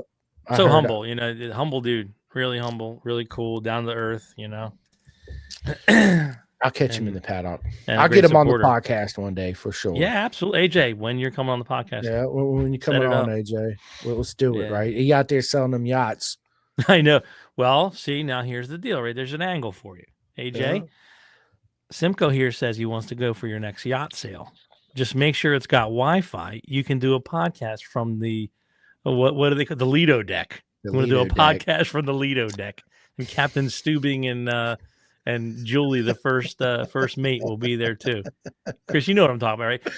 Chris saw Love Boat. AJ, you probably haven't seen Love Boat. You're too young for that. But I'm going back to Love Boat with that one. Oh man, yeah. He's like, what? He's right. This guy's a hustler. He's always in the trailer working. Ain't nothing wrong with that. Yeah. Nah, ain't nothing wrong with that at all. But listen, Kevin, dude, this has been a lot of fun. I'm gonna get off here because I know it's getting close to my boy's bedtime. He's gonna be busting in here and blah blah blah blah blah blah blah. So, but we'll sit down and let's definitely do this again, man. Like I said, we'll try to get that remote in, right? We'll do the remote from the phone. Let's do it. I'll roll into the back and we'll do a tour of the performance shop. It should be done by then. And we'll show you through the dyno room. We'll show you all the benches and all the storage areas and whatnot, and just give you the whole inside tour of Rodeo Performance, which is it's an actual thing now. It didn't exist last year at this time, and now it exists. Go figure. I love it, man. I can't wait, and dude, the future's bright for Gus, man. He's one of the kids that has all the talent in the world, has the attitude to make it. So you just got to keep focused. He's just got to keep focused. It's hard, it's hard being a dad, as you know, right? You want him to stay focused, but you want him to learn on his own, right? So you can try to guide, in a certain direction, but man, if you push too hard, they really push back. I can tell you that right now. They pushed back in a big way. Matter of fact, that was last night, but I'm not going to go there. That was a whole nother story. We'll save that for the next one. I'm going to leave it at that. Yeah, exactly. But no, as you soon will find out as they get older. What do they say? They say that you spend the first 3 years of their lives teaching them to walk and talk, and then the next 30 to sit down and shut up. That's raising children. Good night, Alex. Yep, good night, Alex. Good to see you. Yeah, absolutely. So, all right, we'll wrap this up because it's always great. Yeah, babe, we'll do it. Let's get together right before the season opener at Daytona. Your shop will be done by then, or as soon as your shop's done, just hit me up, man. You're always welcome on. We'll sit down. We'll do it. Let's make this like a several time a year. Me and just get on it. Yeah, I agree. We should do it quarterly. We'll call it the quarterly cast. Yep, the quarterly cast. Yep, new name for our show, quarterly cast. Quarterly cast. Yeah, with Kev Dog. Well, no, we got to be online for the 15th because we have that suspension seminar. So it's got to be done by then. I mean, it's close. It's super close right now. It's just a matter of throwing all the shit out. All right. Well, I tell you what, after the seminar and after Christmas, let's just jump on. We can talk about the seminar and how things went and all that good stuff and do a pre-quarter of the quarterly podcast for next year. There you go. There it is. Absolutely. But so listen, everybody, I appreciate everybody joining and tuned in. This episode will be out here by 11 p.m. tonight because I got a new way to put it out everywhere a lot sooner than before I finally figured that shit out. But anyway, listen, if it wasn't for Kevin and everybody listening and downloading and liking and sharing and subscribing, all the ding dongs and TikToks, I would not be able to do this. So it's nothing but love to each and every single one of you. I know I say it all the time because I absolutely truly mean it, man. If it was those were little hearts, the little hearts just came on. Yeah, you like that, don't you? Look, check it out. Can I do that? Can I do that? Yeah, you should be able to. Well, I got these big fat Italian fingers. It's not gonna. What the hell am I even? Is that a grapefruit? I don't think it's a heart. I'll forget it. I give up. All right, you got it down. Look, you keep getting more hearts. Let's go, right? Oh, it says hand effects. Oh my God, I gotta go. I'll be here all night trying to do this. It's a penguin. There's a penguin here. Yeah, right. Dude, sometimes I made it rain one time and balloons popped up. So if you do this, does it rain? I don't know, man. I'm trying to learn the gestures, man. I don't know. It's a little. It just popped up over here. So. I don't know. But anyway, listen. We get sidetracked again. This is what I love about the podcast. If anybody's out there in the industry looking for graphics, look no further than GRG Designs. Hey, this is my podcast, not his. Come on now. With this, when Gus wasn't here, we don't get to promote his stuff. No, I'm totally kidding. Absolutely. Go check out grgdesigns.com, rodioracing.com, rodioperformance.com. What else do I have? No, I'm sorry, rodioperformance.net. I couldn't buy .com. Rodioperformance.net, rodioracing.com. What else? That's it for sponsors. That's it. Well, luckstarvip.com, but we didn't finish that yet. So that's in the making. And Batubo suspension. Batubo suspension. Batubo, yeah, I said it all backwards. No, I say Batubo as well sometimes. It's not. They don't really care. Yeah, no, it's easier to say, I guess. Batubo, Batubo, whatever. Because you're trying to be like sophisticated. Politically correct. Bitubo sounds better than Bitubo. I don't know. Dude, get out of here already. It's enough of this nonsense. Anyway, listen, this episode will be out later on, man. I appreciate it, Kevin. We'll definitely stay in touch, my friend, and I'm looking forward to the next podcast. We get to sit down and talk shit again. Absolutely. Thanks for having me on. Man. And that's the legend right there. The true legend right there. It's this guy and Gus and everybody else. So let's go. I appreciate it. Anyway, all right, brother. On that note, we are out of here. We'll talk to you guys soon. Later, bro. Let me end this real quick. Hang on, just stay on. Calling all two-wheel enthusiasts. Get ready to rev up your earbuds with Pin the Gas Podcast, the ultimate motorcycle racing podcast, hosted by Chris Simcoe, one of our very own excellent leaders here in Roanoke, Virginia. With expert analysis, behind-the-scenes stories, and exclusive writer interviews, Pin the Gas Podcast delivers the adrenaline rush of the racetrack straight to your ears. Whether you're a diehard fan or a curious newcomer, you'll gain insights that will transform how you watch and understand motorcycle racing. On your favorite podcast app, join Simcoe as he takes you on a high-speed journey through the world of motorcycle racing. Pin the Gas Podcast. All right, man. That was a lot of